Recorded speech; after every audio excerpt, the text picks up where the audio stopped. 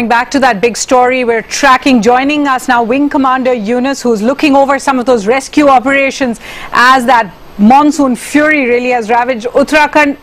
Wing Commander Yunus, just give us a sense of the kind of rescue operations you've been able to undertake today. We're particularly focusing on the situation there in Kedarnath.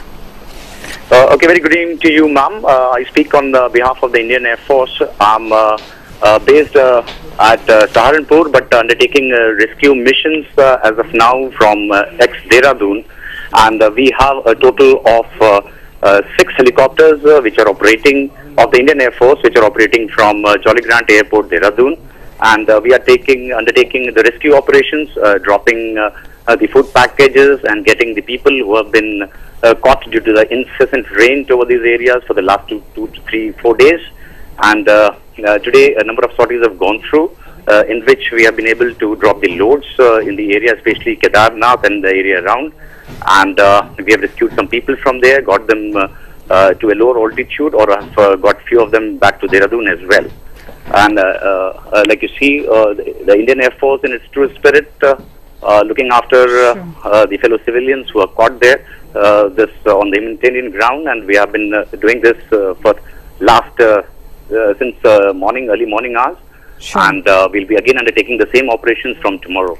Commander Yunus, of course we understand as many as 200 pilgrims were evacuated out of places like Kedarnath today.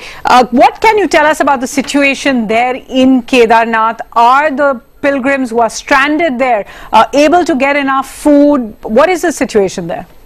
Okay, as far as the food is concerned, we have been able to drop some food packets over that area in Kedarnath, as well as the area around. However, the big success has been that we have been able to rescue the people, because the people have been stranded there for quite some time now. And once again, towards the evening, the weather has gone bad, and we'll be undertaking the same missions from the first light tomorrow.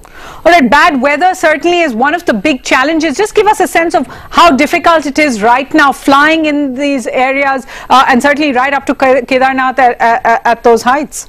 Ma'am, definitely, but that's what the Indian Air Force has been trained for. And especially the helicopter pilots of the Indian Air Force who have been trained to undertake these missions in the high mountains. However, in this typical scenario that we have been seeing today, normally the helicopters land on the helipads which are constructed, which are built of concrete, and they are level. However, due to the incessant rains and the downpour, even these helipads in areas of Kedarnath have been washed away. So our helicopters have been landing there, the Mi-17 1Vs, the Mi-17 V5s, and the advanced light helicopters. They have been landing there on unprepared surfaces, rescuing people, dropping load, dropping the food packets. So it's really a challenging job, but that's what the Indian Air Force has been trained for, and indeed feel proud to be part of that force. Right. Commander Yunus, it is very important the work you're doing. Just also give us a sense, because we're looking at those dramatic pictures coming from there. Your helicopters that you are pressing into action, they are really the only lifeline, since the road, as you can see some of those pictures on our screens as well, roads are cracked, many of them washed away. Are you getting any sense of how long it is going to be before road traffic is in fact resumed, simply because helicopters can only take so many people out of these areas?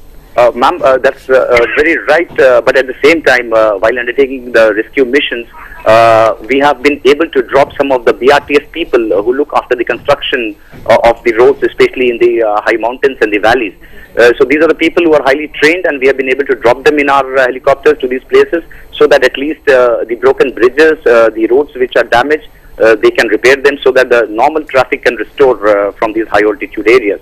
So I'm sure they'll be doing a wonderful job, but as of now our role has been to drop them to these places, so that they can undertake the construction of the road, so that the vehicular traffic can once again fly on these far-flung and high altitude areas.